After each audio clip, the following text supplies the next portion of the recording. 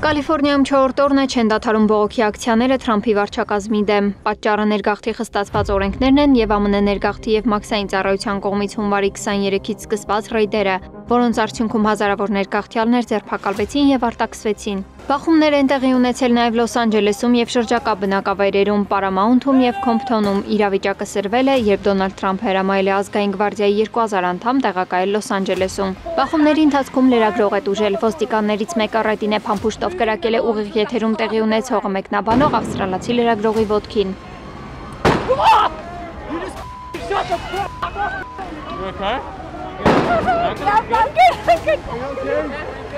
Եթե նահանգապետ Նյուսոմը եւ քաղաքապետ Բասը չեն կարողանում իրենց գործն անել, ապա դաշնային կառավարությունն է միջամտելու եւ լուծելու խնդիրը, ինչպես հարկն է ցուցարարների եւ թալանչիների դեմ պայքարով։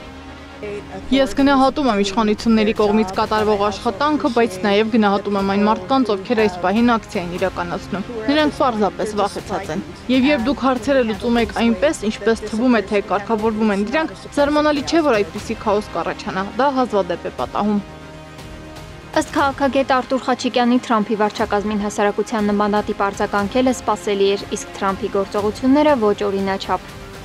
Պետական ճգնաժամ է, Ամերիկայի քաղաքական էլիտան նույնպես տապալեց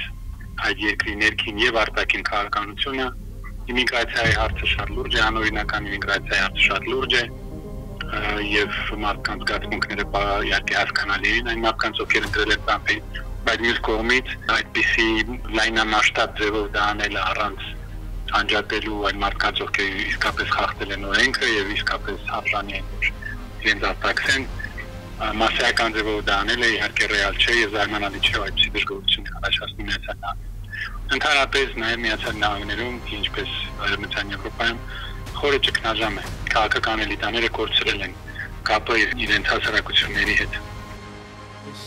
Հունվարի 20-ին երթմնակալության օրը 47-րդ նախագահի պաշտոնում իր առաջին ելույթում Թրամփը խոստացել էր անհապաղ դադարեցնել ապօրինի ներգաղթյալների մուտքը երկիր եւ սկսել էր միլիոնավոր միգրանտների արտահանձման գործընթացը։ Ներգաղթյալների արտաքսումը սակայն այնքան հեշտ գործընթաց չէր, որքան պատկերացրել էր Թրամփը։ Միգրացիայի հարցում շատ կարևոր է, որ մենք կարողանանք մարդկանց դուրս հանել առանց երկար դատական գործընթացների, բայց մենք ունենք դատավորներ, որոնք չեն ցանկանում այս ամենը տեղի ունենա, սակայն դա սարսափելի կլինի։ Մենք պետք է նրանց արագ դուրս հանենք, հակառակ դեպքում մենք երկիր չենք ունենա։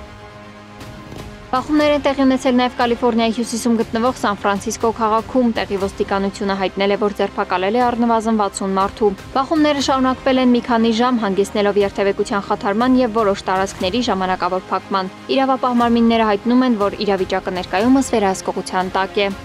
Սվետլանա Թորոսյան, Գառնիկ Նահապետյան, ABC Media։